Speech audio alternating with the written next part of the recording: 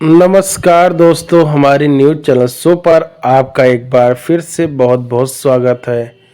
आज हम बात करने जा रहे हैं लेजर वेपन्स के बारे में। भारत में बन रहे लेजर वेपन्स इसके छूट जाएंगे पाक और चीन के पसीने। युद्ध के तरीके बदल रहे हैं और हथियार भी। अब पारंपरिक हथियारों की जगह दूर से हमला करने वाले हथियार विकसित हो रहे हैं। भविष्य में युद्ध अत्यधिक ऊर्जा वाले हथियारों से लड़ा जाएगा। हॉलीवुड फिल्म स्टार की तरह हथियारों की तरह भारत भी ऐसे हथियार बनाने जा रहा है जिसके हमले से पड़ोसी दुश्मन देश कांपेंगे। भारत पर हमला करने से पहले ही उनके पसीने छूट जाएंगे। आइए जानते हैं भविष्य में बनने वाले इन भारतीय हथियार के बारे में। Defence research and development organisation DRDO भी देश के लिए लेजर से हमला करने वाले हथियार बना रहा है। इन हथियारों को डायरेक्ट एनर्जी वेपन्स कहते हैं। इनके अलावा ऐसे हथियार भी बनाए जा रहे हैं जो माइक्रोवेव किरणें छोड़कर दुश्मन के इलेक्ट्रॉनिक रेडियो सिस्टम, संचार सिस्टम आदि को नष्ट कर देंगे। संचार की कमी और कमांड न दे पाने की स्थिति में दुश्मन बेहद कमजोर हो जाता है। इससे उस पर हमला करना आसान हो जाता है। डीईडब्ल्यू में हाई एनर्जी लेजर और हाई पावर माइक्रोकेव्स शामिल है। इन हथियारों को बनाने के लिए भारत सरकार ने एक राष्ट्रीय स्तर का प्रोग्राम बनाया है। इसमें अलग अलग तरह के डीईडब्ल्यू हथियार होंगे जिनकी क्षमता 100 किलोवाट पावर की होगी। यानी ये हथियार देश पर दुश्मन की तरह से आने वाली किसी भी छोटी मिसाइल या फाइटर जेट या ड्रोन को आसमान में ही नष्ट कर देंगे। इस प्रोजेक्ट को नाम दिया गया है काली बीम।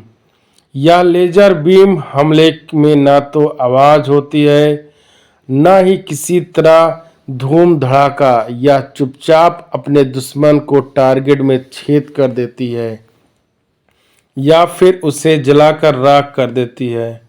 इन हथियारों को पूरा होने में कितना समय लगेगा ये बता पाना बहुत मुश्किल है। पिछले दिनों भारत में 2 एंटी ड्रोन डीईडब्ल्यू सिस्टम बनाए थे जिनकी यह टारगेट रेंज 1 से 2 किलोमीटर है।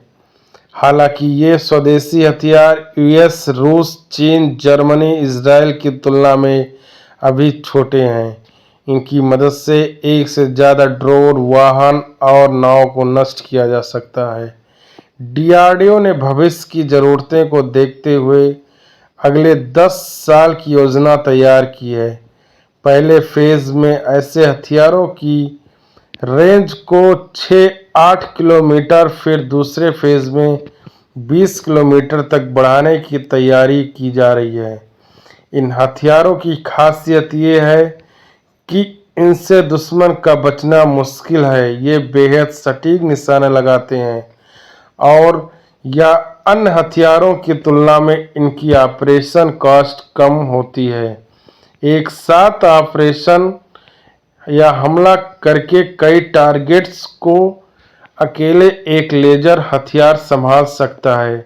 अगर बिजली की सप्लाई सही से मिल रही है तो इसे कई बार उपयोग किया जा सकता है।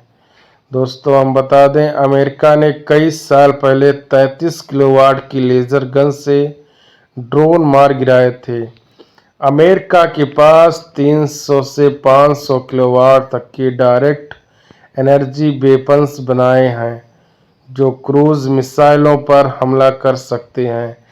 भारतीय सेनाओं के लिए पहले फेज में 20 high power electromagnetic weapon system की ज़रूरत होगी। ये 6-8 किलोमीटर की रेंज के होंगे। दूसरे फेज में 15 किलोमीटर रेंज वाले high power electromagnetic weapon system की ज़रूरत पड़ेगी। डायरेक्ट एनर्जी वेपन्स एक ही जगह पर तैनात करके आप कई किलोमीटर दूर तक हमला या बचाव कर सकते हैं। इससे निकलने वाले किरणें, चाहे वो लेजर हो या इलेक्ट्रोमैग्नेटिक किरणें हों, फिर सब एटॉमिक पार्टिकल्स या फिर माइक्रोवेव किरणें, ये दुश्मन को पल भर में चित कर देती हैं। इनके निकलने से लेकर हिट करने का तक कोई आवाज या धमाका नहीं होता है, इसलिए दुश्मन को इनके हमले का पता भी नहीं चलता है।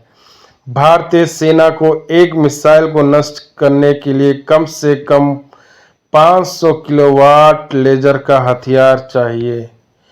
दोस्तों, यह आपको पसंद आया हो तो प्लीज़ सब्सक्राइब एवं लाइक कीजिए। धन्यवाद। जय हिंद, जय भारत।